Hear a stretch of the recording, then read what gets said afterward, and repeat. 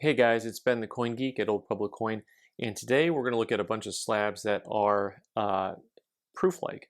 So I want to take a closer look, and you can get a feel a little bit for what is proof-like, what is not proof-like, and also I think there's room to talk a little bit about how, although I do believe in gradeflation, there's something to be said for a certain time period when uh, when the coins were not being graded, I think, properly with the deep mirror proof-like and proof-like.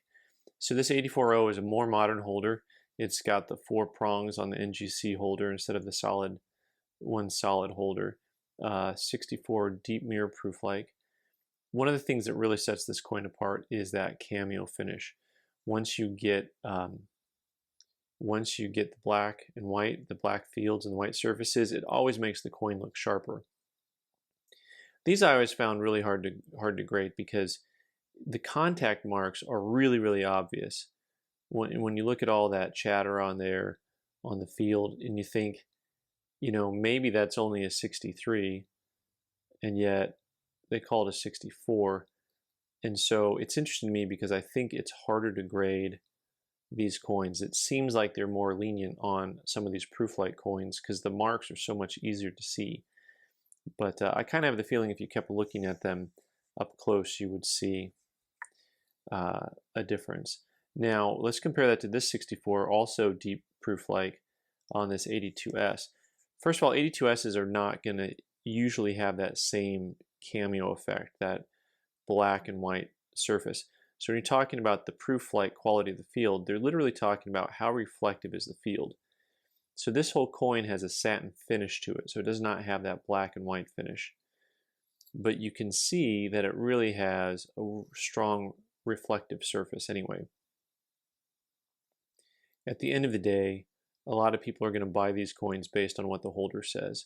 But for you, are you going to take a look at it and buy based on what the holder says, or buy it based on the eye appeal? Because I will say that the 82S has fewer contact marks on it, but I would buy this 84O any day of the week over that 82S because of the cameo effect. To me, I've always felt like to get a deep mirror proof-like, it should almost automatically have a cameo effect to really qualify. So here we go. These are older generation NGC and PCGS holders, and both of them you can see they get the deep mirror finish to them, but they really don't have that same level of eye appeal. And I've sent lots of coins in that look like this today that won't come back deep mirror proof-like. They might not even come back proof-like. You can see that the field itself is definitely proof-like. The question is whether or not you'd call it a deep mirror proof.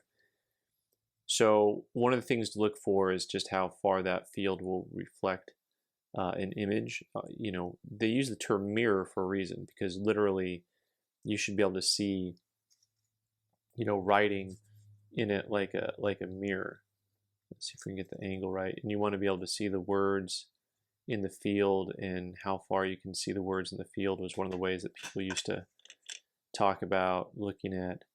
Now look at, you can really read the lettering in that, and how much more clear of a field, how much more clear is your mirror on that coin, instead of it being just kind of a hazy finish to it, like a frosted mirror.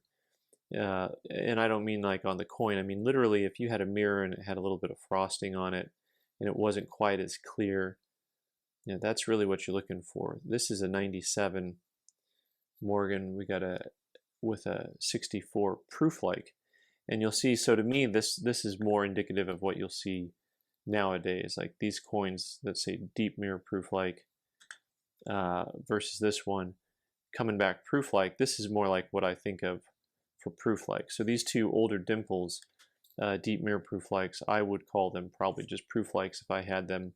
If I was sending them in today, I would expect to get proof-likes out of those coins. I would not expect to get deep mirror proof-likes out of those coins.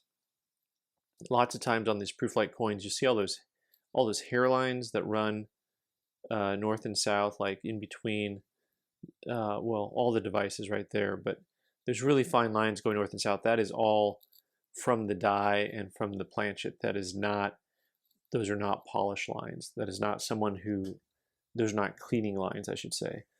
They did not clean that. Once again, here's a coin that came back proof-like, a little bit more modern holder, but to me has more of that deep mirror look to it. You can really see the lettering there when you hold it up against this. It's very clear. And then when you hold it up against this, see how it's a little fuzzier. And you can see the lettering there, but it's just not as distinctive looking. And so that's one way guys would look at them. I don't really use this trick much myself. I tend to look at the surface of the coin and say, you know, how deep does it look?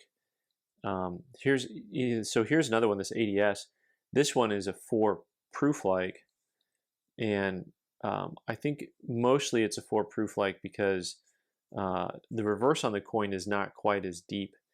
They really grade the coin based on both sides, so whatever the lower graded side is the side that's going to be called. So you can have one side, just like you can have one side of a coin with really nice toning, and the other side be blast white. You can have one side of a coin be deep mirror proof like this looks, and the other side be proof-like, and they'll just call it proof-like because that's the lower grade. This gets me back to the fact that I think coins should have a split grading system. The obverse on this should be called dimple, deep mirror proof, and the reverse should be called proof-like. It makes each coin a little bit more distinctive, and each coin is distinctive. Each coin is its own thing. They're not identical, which is why I always enjoy collecting older coins over newer coins, where when you get to the real modern coins, they all kind of look the same.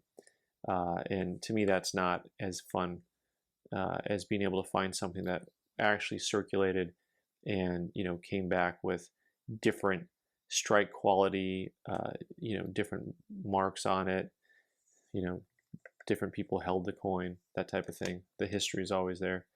Anyways, I hope that helps you understand a little bit more about the proof-like Morgan Dollars and deep mirror proof-likes. Thanks for watching. Leave your comments down below. I'm Ben the Coin Geek. You can subscribe by clicking on the button in the corner and watch more videos on the right side of the screen. Thanks.